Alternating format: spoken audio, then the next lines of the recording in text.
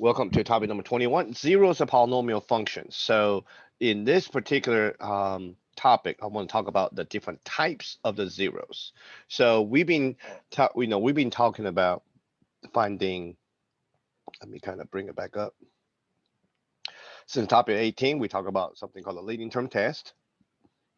We see that we can actually find zeros of a polynomial function by simply factor them, okay? And we can look at something called the even and odd multiplicity and see, and understand how the exponent on the factors, okay, affects the graph, whether the graph will cross or turn at the x-axis. And then we mentioned about the division as well. That was another big topic about division also. All right. So here we're going to talk about the different types of zeros. So you may kind of already notice that, okay, there are some polynomial function we can factor. There are some we cannot, okay? So each type, each technique, how we find the zeros does kind of affects the type of zeros we have. My perfect example has always, go back to if I have a polynomial function, maybe like x squared plus 4. This problem actually cannot be factored, okay? We know when we graph it, this parabola will never cross over the x-axis. So even though this particular parabola does not have x-intercept, it does have zeros. So one type of zero that we have not really taken a look at is called a complex conjugated theorem, which is also called the non-real zeros.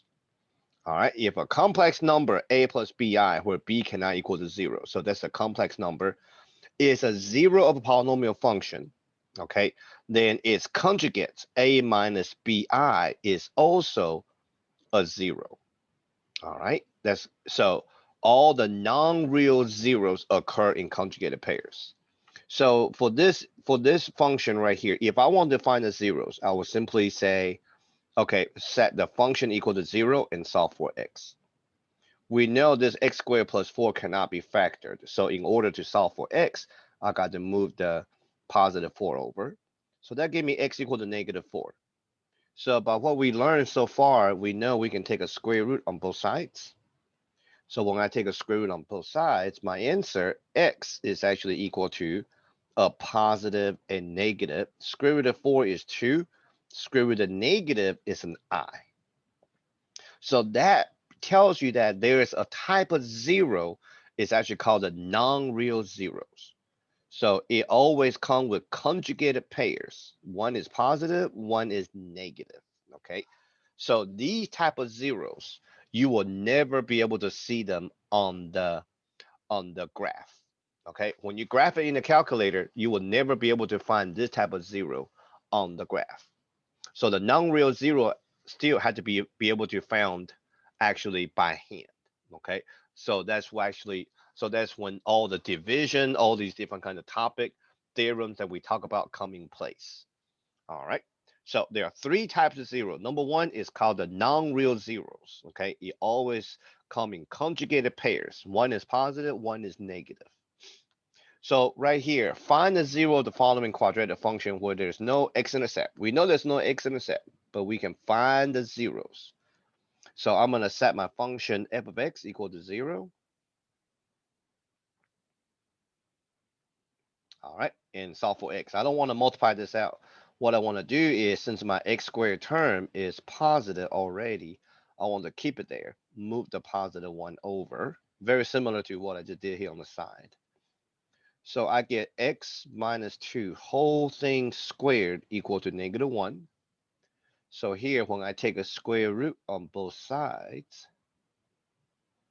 square and square root cancels out. I get x minus 2 equal to, when I take a square root on both sides, my answer is always positive, negative. Square root of negative 1 is I, right? I is equal to square root of negative 1. To get x by itself, I move my negative 2 over to the other side. So my x is equal to 2 plus and minus I. So when we learn about when we reviewed about how to solve quadratic equation, we may have seen a problem like these, where we have to solve for x and your x contains a complex number, okay? So when your answer contains a complex, when your answer is a complex number, contains an I, it's considered as a non-real zero, and you always come in conjugated pairs. One is positive, the other one is negative, always. All right. Irrational zeros. Irrational zero is sometimes I call them, square root zeros. Is where your zeros contains some sort of radical. So when we reviewed on how to solve quadratic equation before, if my answer contains a square root, those type of answer is considered as an irrational zeros. The irrational zeros also come in conjugated pairs. One is positive, one is negative. Okay. So irrational zeros are simply what I call the square root zeros, where your answer has a square root with it.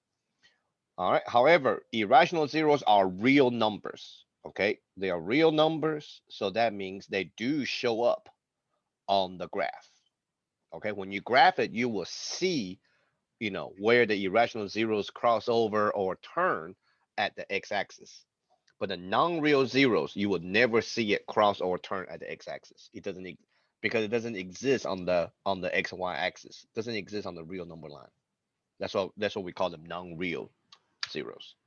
All right, so find the zeros. So let's give it a try. This problem cannot be factored. So right away, we will have to use quadratic formula. All right, so I'm setting my function equal to 0 real quick.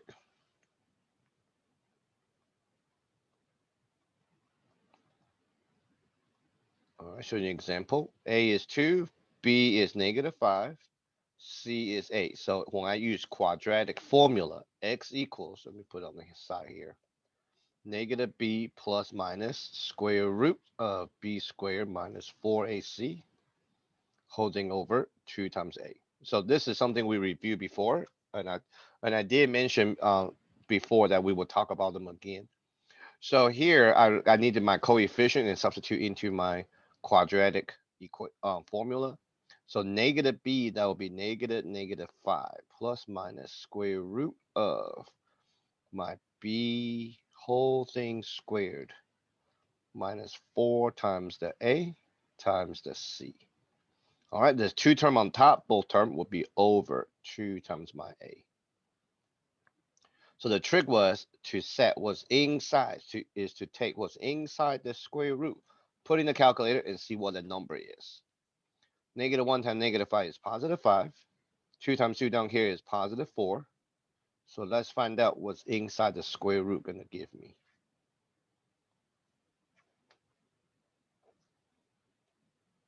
-5 squared. 4 times 2 times 8. All right, inside the square root is -39. So this particular example is going to be an I. And I do apologize. I did not want it to be an I. It's all right. I didn't check my numbers.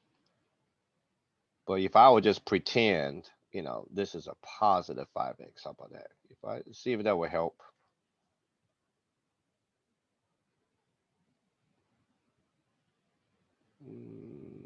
No, it's not going to help.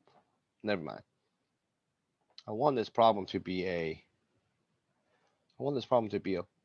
don't want a negative in here, but it's all right. It's all right. We'll keep the problem like it is.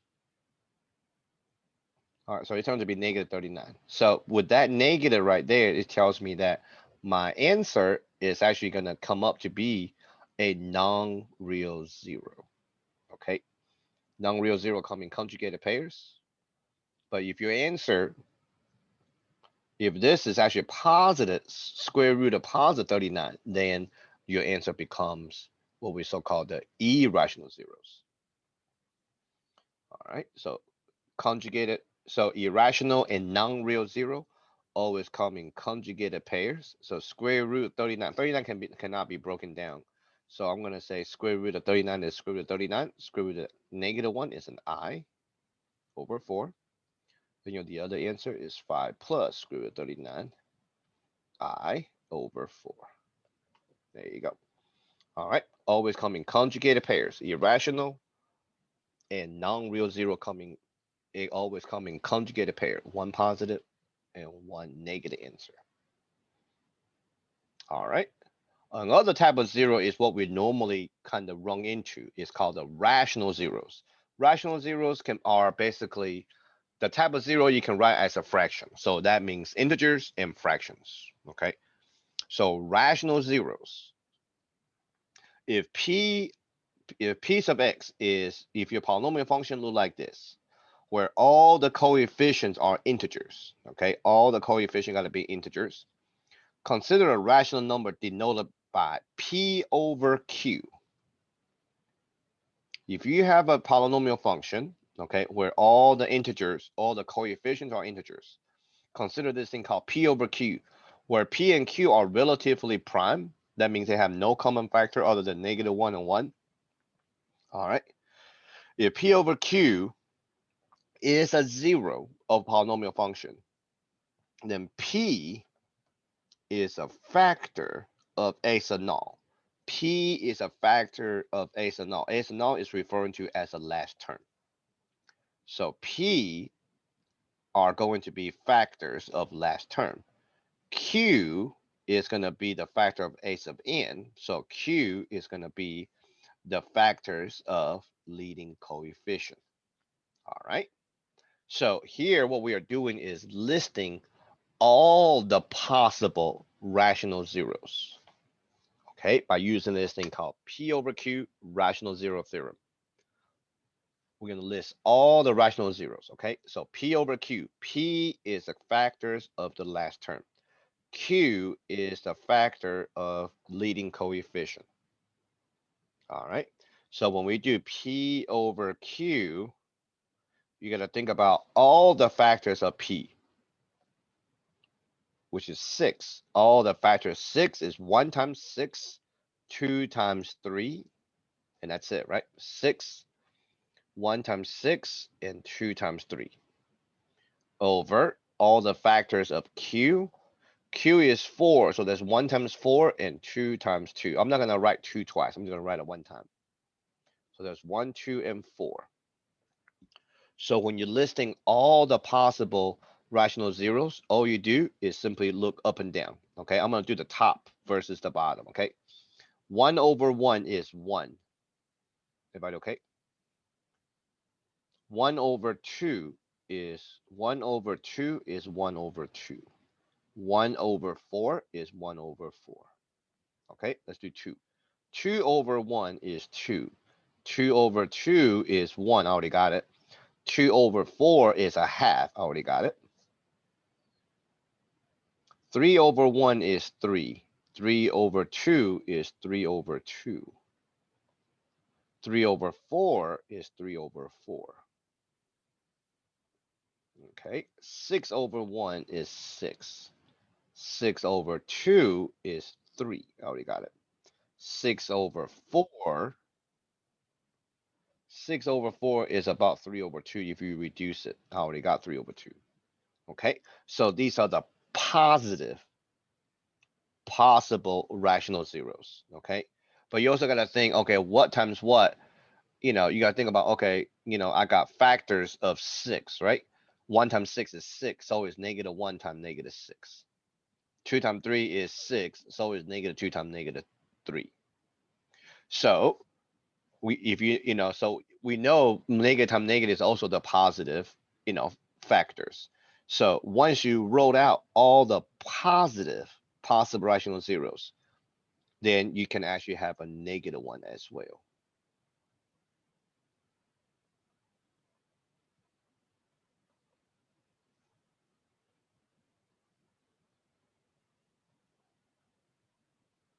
Okay, so you're going to have your positive ones and you're going to have your negative ones. Okay, because 1 times 6 is 6, so it's -1 times -6. So once you listed all the positive rational zeros, you can also list all the negative ones. And sometimes I think on the homework I would say, okay, to be easier, you can just put plus or minus right in front of it. Okay, but here I want to at least write it out a couple times for you. But on the homework, for a problem like this, you can just write plus and minus sign. right in front of all your answer, that would be okay. So you don't have to do so much typing. Okay, so listing all the possible rational zeros. So one of these, at least one of these should be one of my zeros. Okay, I will show you how to actually find, I'll actually show you how to find this later on. Okay, I'll show you how to find which one is it later on.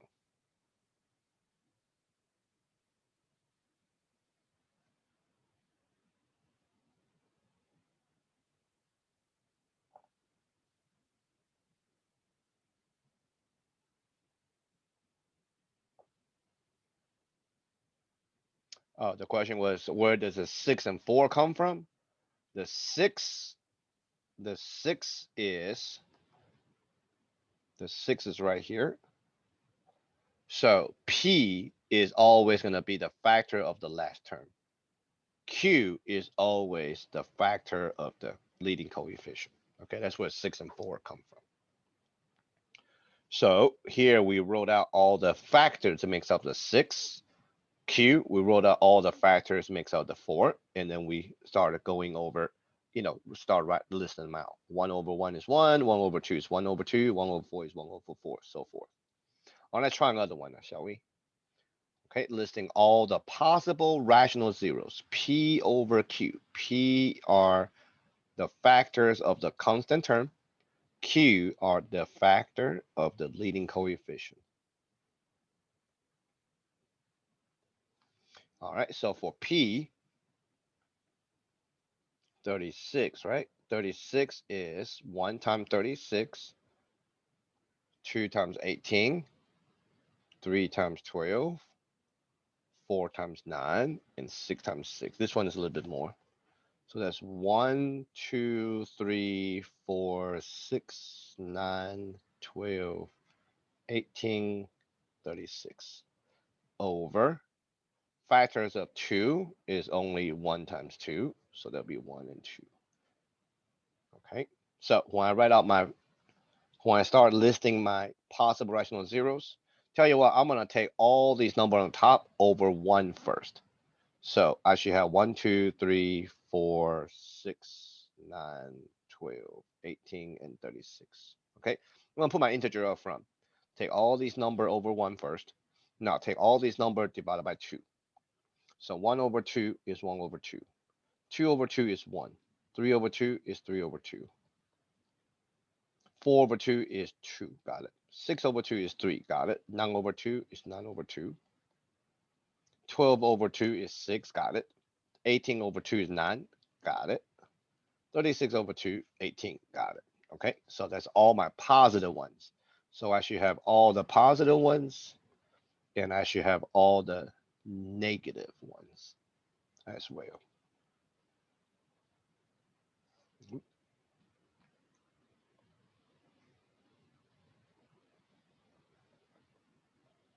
I'm gonna write it out just for you.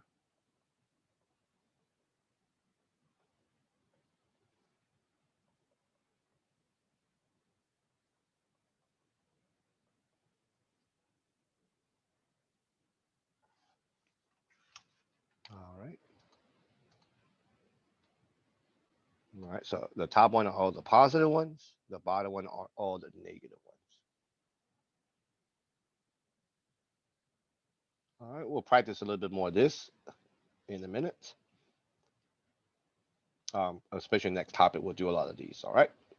So right now, I'm just showing you how to list all the possible rational zeros. So these rational zeros, okay, you will see them cross or turn on the x-axis in the graphing calculator. So are the irrational zeros, okay? You also see the irrational zeros turn or cross at the x-axis. It's just the irrational zeros always come in conjugated pairs, one positive, one negative. And the non-real zeros, you will never see these type of zeros cross or turn on the x-axis in the graphing calculator. All right, let's talk about this thing called the fundamental theorem of algebra and another theorem called the linear factorization theorem. So let's see what's going on here. What is so-called the fundamental theorem of algebra says that if f of x is a polynomial function, all right, degree is bigger than 0, and this function has at least one complex zeros. If if f of x is a polynomial of degree that is bigger than 0, then what's going to happen is your function should have at least one complex zero. Okay, but understand this. We know complex number can be written as a plus bi, but sometimes if the b is a 0, then I can still write my answer as a some sort of, as some sort of, complex zeros. Okay, so that's why here it says at least one complex zeros. So if your degree is bigger than 0, that means the smallest degree you're going to have is 1. So if you have a linear function, basically, then you should have at least one complex zeros.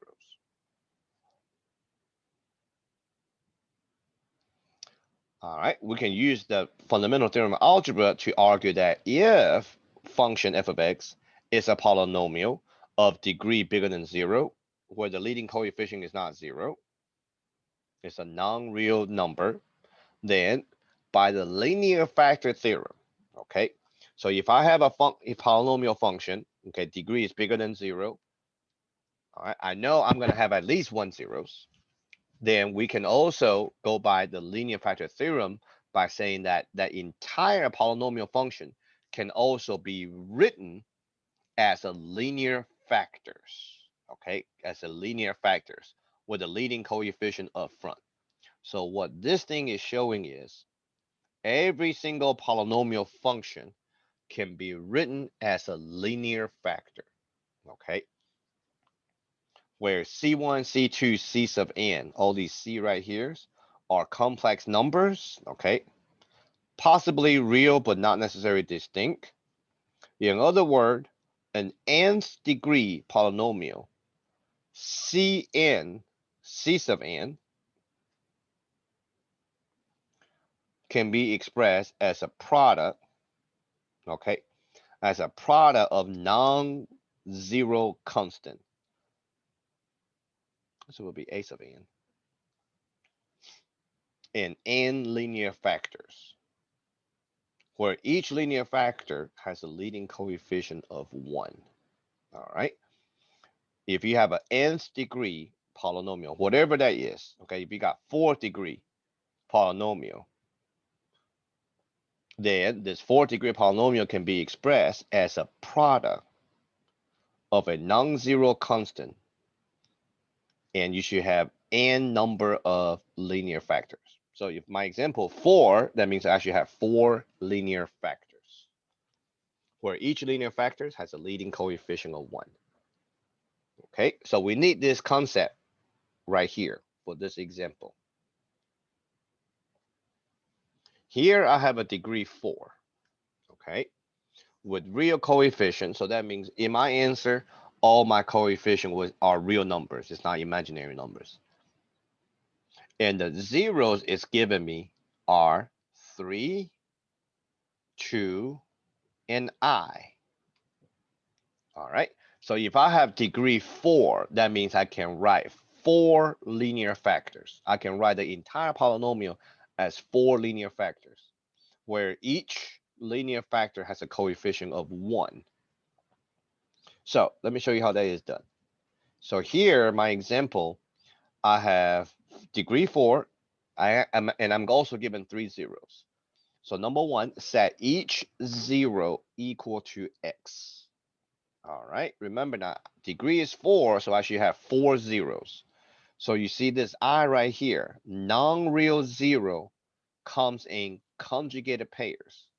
The problem give me a positive I. So that means I should also have a negative I.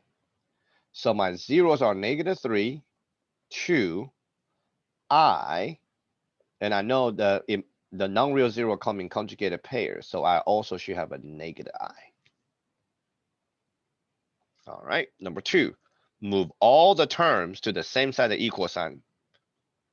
So the other side of the equal sign equal to 0. So since all my x's I wrote is on the left side, is positive, I'm going to move every single of these term on the right to the left side. Because what I'm trying to do is begin to write them as a linear factor. So that should be x plus 3 equal to 0, x minus 2 equal to 0, x minus I equal to 0, x plus I equal to 0. All right. Now, number 3, I'm going to write the linear factor that equal to f of x. So how do I actually write my linear factor? To understand that, I need to go to another page. Think about this. If I have a polynomial function like x squared minus 4, and I ask you, okay, I need to find the zeros or find the x-intercepts. That means I set the function equal to 0 and I factor, right? X plus 2, x minus 2. Once I factored it, remember the next step is set each factor equal to 0. And then we solve for x, right? By moving the positive 2, negative 2 to the other side. So basically, what we're doing is doing everything backwards. We start out with right here, in number 1. Number 2, we set each, we basically move all the term to the left side. So all my zeros are set equal to 0. So where are these factors come from? Remember, they are linear factors. They all come from what? Come from inside the parentheses, where my function was set equal to 0. Okay, so all these things I just set equal to 0 should all need to go back into the parentheses. Oops. Because normally I set was inside the parenthesis equal to 0. So now going backwards, I just put them all back. I put all these factors back into the parenthesis. And that's how we wrote our linear factors.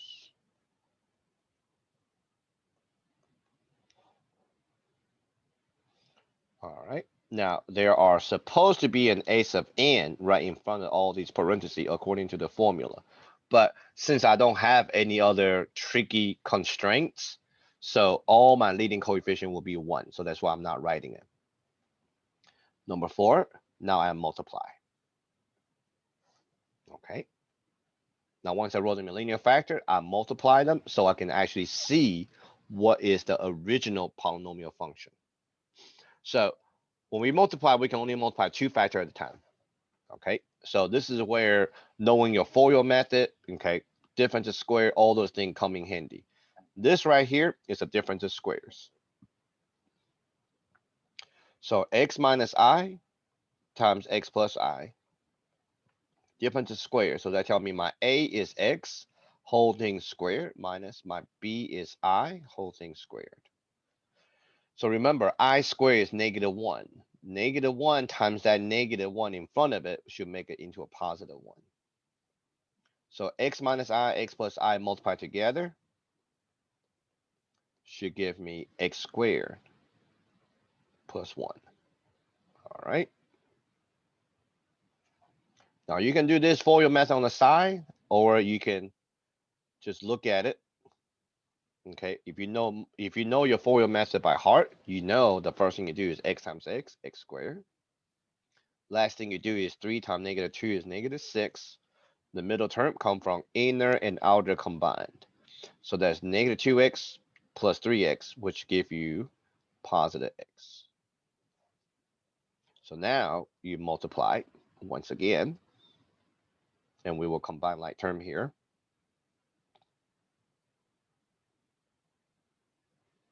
So the more you can do it in your head, it kind of helps a little bit.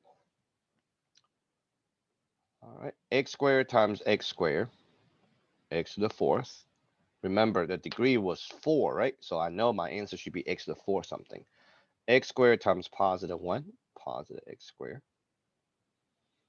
X times x squared, positive x to the third. X times positive 1, positive x. Negative 6 times x squared, negative 6x squared. Negative 6 times positive 1, negative 6. I think the x squared can be combined. So degree is 4, so my leading term, x to the fourth plus x to the third.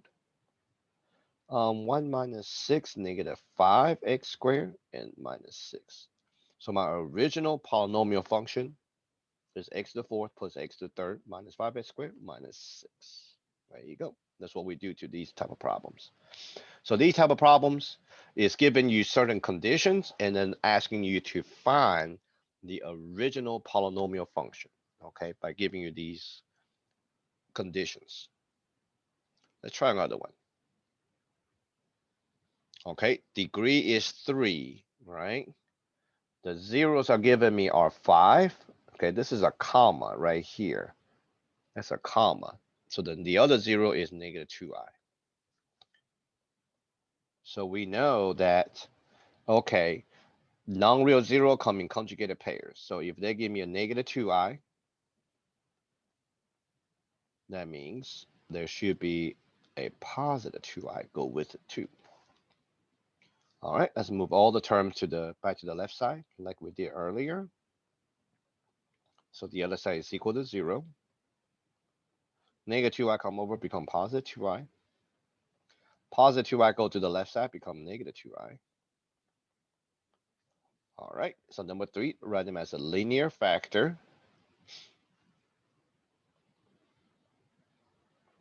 So my function f of x, so let's write them all back into a factor form. So that will be x minus 5 times x plus 2i times x minus 2i.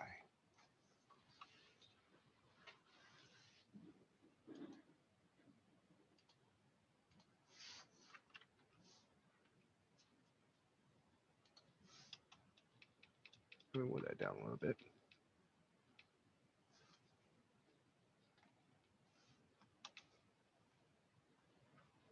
All right, let's multiply. I'm gonna do the I first, okay? X plus 2i, x minus 2i. So on the homework, these type of problem, make sure you show me the multiplication, okay? Make sure you show me the multiplication on the side like I'm doing it. So that difference is squared. Oops, too far up.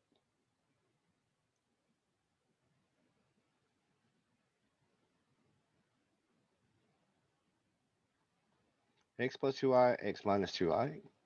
All right, difference is squared. My a is x, gotta be squared, minus my b is 2i. Whole thing gotta be squared, right? So 2 squared is 4. I squared is negative 1 times the negative that's in front of it will make that 4 positive. So this problem now becomes x minus 5 times x squared plus 4. All right, so number 4, oh, sorry, number 3 here. Number 4 is multiplying.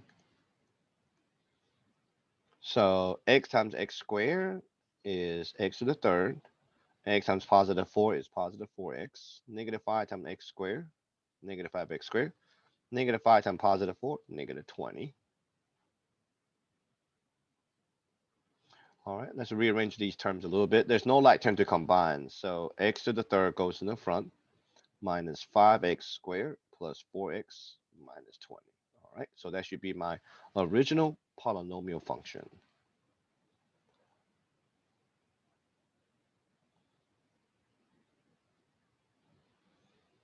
All right, now this one, a lot of students get tripped up on this one, okay? That's why here I purposely put the complex 0 up front.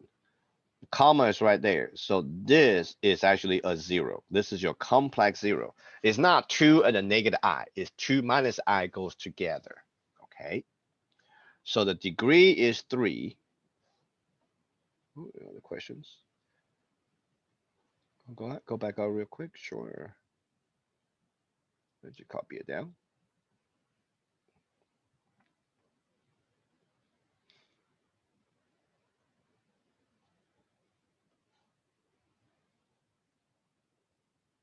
So here I just rearranged it a little bit, right? Once I multiply it out, I just put my leading term up front and make sure that x squared term go in the back.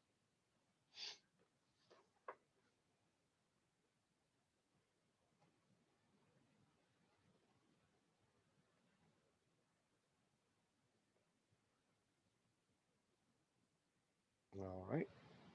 I hope that's good.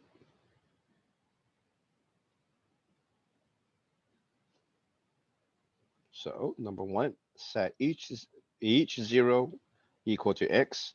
So 2 minus I is a complex zero, consists of two terms. You know the a plus bi form. So we know the non-real zero come in conjugated pairs. So if you're given a negative, then there should be a positive one.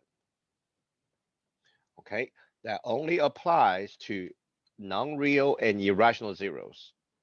Rational zeros, it just whatever it comes, it comes. Okay, rational zero does not come in pairs. The irrational and the non-real come in pairs, conjugated pairs. Number two, let's move all these terms over. Okay, so x, right? 2 come over become negative. Negative I come over become positive. 2 come over become negative. Oops. Positive I come over become negative. All right, x move over, that'll be negative. Number three, let's write them in linear factors. So let's write all these back into a factor form. So that will be x minus 2 plus I, x minus 2 minus I, and x minus 2. All right, so a problem like this give a student a lot of hard time because the multiplication here is trickier. All right, so to make it easier, let's take a look at these first two. What do you see? X minus 2 plus I, x minus 2 minus I. And I believe I actually mentioned problem look like this before. I think when I was going over all the spatial product, the perfect square binomial, when I was reviewing the perfect square binomial different square, I think I used this example because knowing those formulas help us here to actually get this problem done quickly. If you actually look closely, this problem is actually a difference of squares. See the x minus 2 are the same between the two parentheses? That is your A. The I is your B. So what we got ourselves here is really a difference of square. A plus I, A minus A plus B times A minus B. So if you see this as a difference of squares, then your A, right? Difference of squares says the answer A got to be squared minus your B got to be squared. So now what we got ourselves here is this is a perfect square binomial. So if you remember the formula for perfect square binomial, a squared minus 2ab plus b squared. A is x, b is 2. So your a squared minus 2 times my a times my b, 2 times x times 2, that will be 4x, plus my b squared will be 4. All right, second term, I squared is a negative 1. Negative 1 times this negative makes a positive 1. So when these first two things multiply together, I actually end up with x squared minus 4x plus 5, right? 4 plus 1 is 5. Now that will multiply the x minus 2. So let's multiply. Okay, I expect to see this work on your homework. X squared times x is x to the third. X squared times negative 2, negative 2x squared. Negative 4x times x, negative 4x squared. Negative 4x times negative 2, positive 8x. 5x, negative 10. Combine like terms. My answer, x to the third minus 6x squared plus 13x minus 10. Okay, that is my polynomial function, my original polynomial function given these conditions. So these three examples is basically giving you the zeros, asking you what the original polynomial function is. In the next topic, we will actually be given these polynomial functions, and we're gonna use everything we learned so far to find those zeros. All right. So that will conclude this video on zeros of polynomial function.